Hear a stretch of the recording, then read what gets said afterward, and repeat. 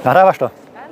Dobre, lebo toto je naozaj dôležité. Dobrý deň, pozdravujem zo Štrasburgu, kde sa pred chvíľou ukončilo hlasovanie o zmene Európskej únie na federáciu. Bolo to nesmierne dôležité, historické, ale aj veľmi náročné hlasovanie a poviem vám na rovinu, ja som z toho zdrvený, zdesený, lebo to, čo sa dnes schválilo, to sú čisté šialenosti. Dovolte mi to vysvetliť, mám to zapísané, je toho veľa, lebo sa to hlasovalo v stovkách pozmeňovacích návrhov.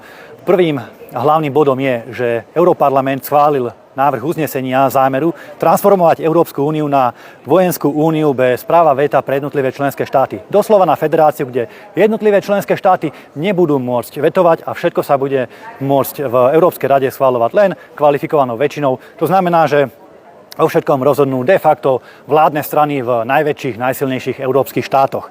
Ďalej sa má Európska komisia premenovať, zmeniť na Európsku vládu, majú to nazývať, že Európska exekutíva.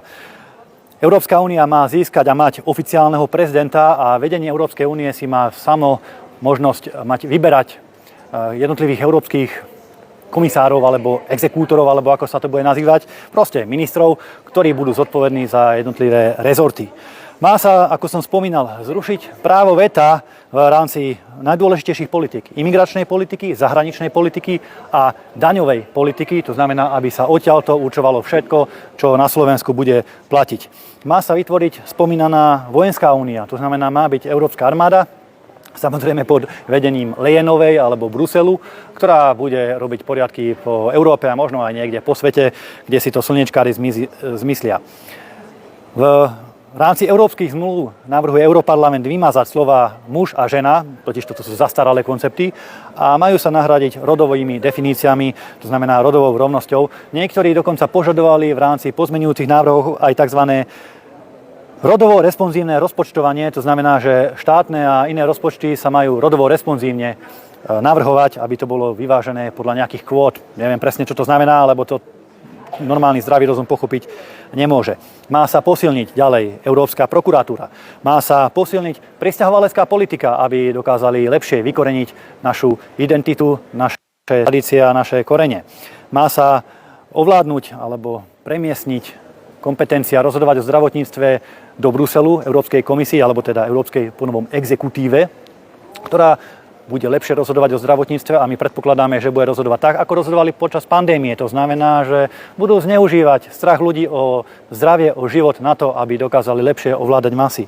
Európska únia má získať takisto aj kompetencia a kontrolu nad oblasťou vzdelávania, nad vysokým a ostatným školstvom, aby jednoducho mohli vymývať mozgy deťom, mládeži, študentom so svojou zvrátenou dúhovou a gender ideológiou.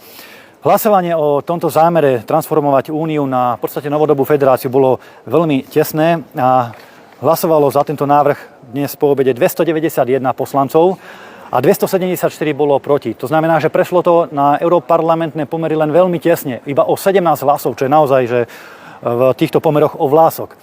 Zo Slovenska za túto zvrátenú správu alebo tento návrh hlasovali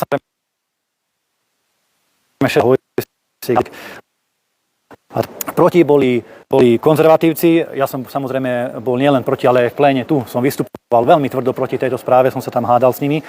Čo ma ale sklamalo a som z toho znechutený naozaj je, že na hlasovanie neprišli. Hlasovaní o tomto bode, nie že neprišli, oni ušli a zmizli z pléna. Hlasovania sa nezúčastnili. Poslanec Polák a Smeráci. Poslanec Polák, ktorý je členom Matovičovho združenia, no nie už Olano, premenovali sa na Slovensko, ale tu, keď sa hlasovalo o tom, či sa Európska únia zmení na federáciu, tak on tu proste nie je. Pán Polák, vy by ste sa mali premenovať aj s Matovičom nie na Slovensko, ale na Brusel s tou vašou trápnou schránkovou stranou alebo firmičkou. No a Smeráci, pani Beňová, Neveďalová, pán Hajšel, ktorí dnes odišli z pléna pred hlasovaním, čím znížili kvórum a práve tých nešťastných 17 poslancov rozhodlo o tom, že toto prešlo. Znížili kvórum. Vám chcem odkázať, že viete čo, už mám tie falošné plné zuby, naozaj. Ja ocením, keď urobíte na Slovensku niečo dobré, ale tu v Bruseli robíte falošnú dvojtvárnu politiku a keď sa treba zastať Slovenska, tak jednoducho na hlasovanie neprídete. Tí progresívci si aspoň stoja za svojimi zvrátenými názormi. Aký bude ďalší postup? V decembri sa má o tomto hlasovať na Európskej rade.